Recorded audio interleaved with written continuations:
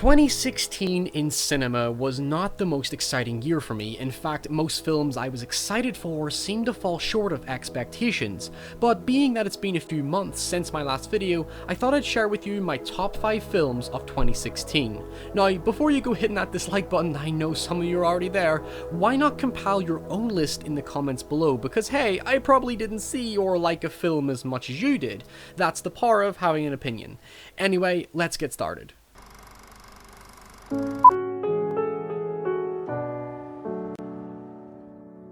La La Land is just a lot of fun, and that's really the gist of it. While the cynical side of me certainly isn't hyping it as anything spectacular or groundbreaking, Damien Chazelle has followed up the perfection that is Whiplash with something that acts as a positive companion piece that still manages to be very human in context. When you strip away the production and magic behind it all, you're left with a love story about passion, dreams, and the challenging world of ambition, and the way the film deals with these difficulties is still firmly grounded in reality. I could empathise with Mia and Seb throughout their personal struggles to make it as successful artists, but mostly it's the kind of film we need to counteract the black void of negativity that seems to be manifesting throughout all of cinema. The music is hopeful, soulful, and at times the movie itself is even thought-provoking. There is a kinetic energy that drives the movie forward in the performances, choreography, cinematography, and editing, and the only reason I feel somewhat more distant from it than others is because Hail Caesar, yeah, that film, came out the same year and tackled much of the same aesthetic quality. But that said, it's funny, charming, and simple. It's the escapism we need to wash down the rest of the films on this list.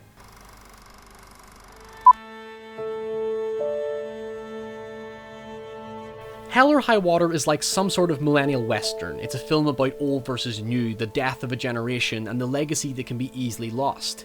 It's a heist movie that basically echoes the likes of Bonnie and Clyde and Butch Cassidy and the Sundance Kid, except focuses more on the exploration of two very different extremes of the crime. There is something oddly meta about the film that can't be explained in this video, but the film tackles themes within the conventions of writing, such as the need to have a villain who feels it's his duty to take on the role, even if you become more sympathetic towards him.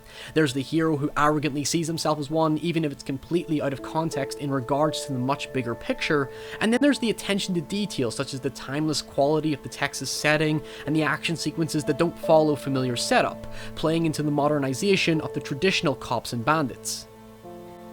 The real star of the film, however, is the dynamic between the two extremes. The relationship between the two brothers in their moral journey, and the two rangers, one of whom is continually belittled by Jeff Bridges for matters that are offensive to our contemporary youthful culture, but were commonplace in his. It's a western that tackles good versus bad in a very intelligent way that breathes life into how our modern industrialized society has held onto old ways.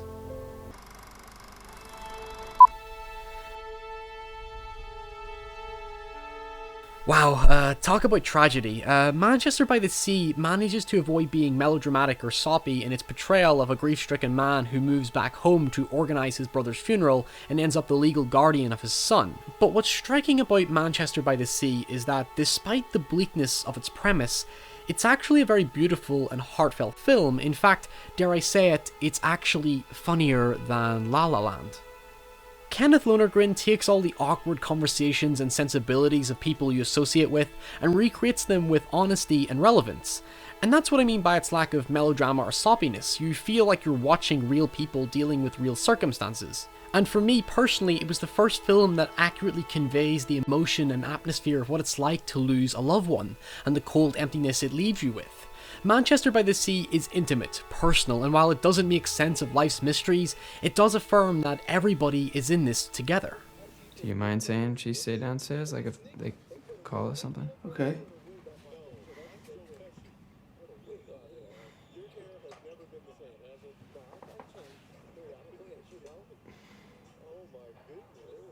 Am I supposed to tell you to use a condom?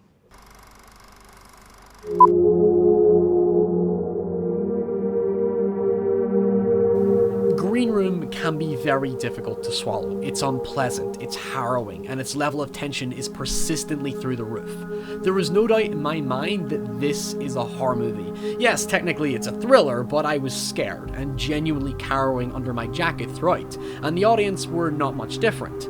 Jeremy Saulnier is a sociopath, an incredible filmmaker, but a sociopath. Green Room has a very similar quality to Manchester by the Sea.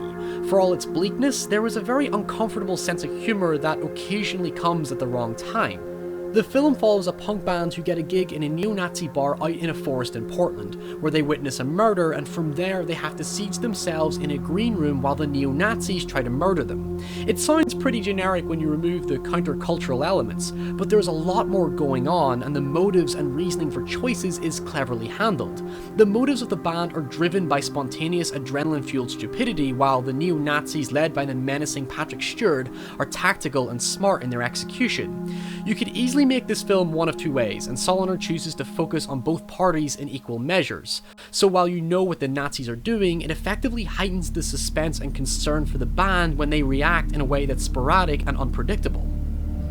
Despite all the talk about gruesome and detailed gore, it's never lingered upon. Green Room is smarter than that. It's well crafted, it's tightly directed, it's well shot, and it's intense from start to finish.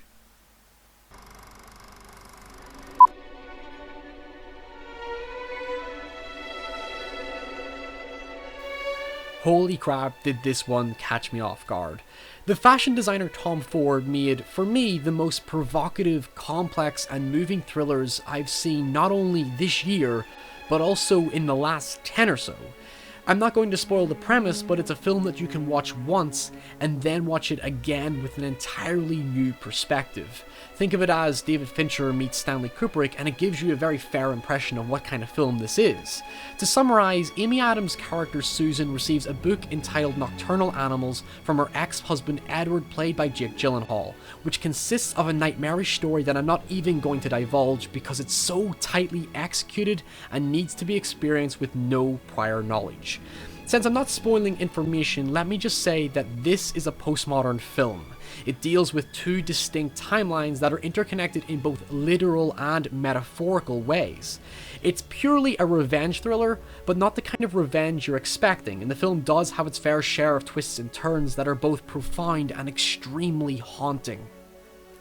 I expect the contents of the film will divide people, but Nocturnal Animals is hypnotic. It had my attention from start to finish, and at no point did I ever suspect how the main scenario would play out. Then, when seeing it a second time, it completely enlightened how meticulous and how carefully directed the entire film is. Every detail genuinely matters.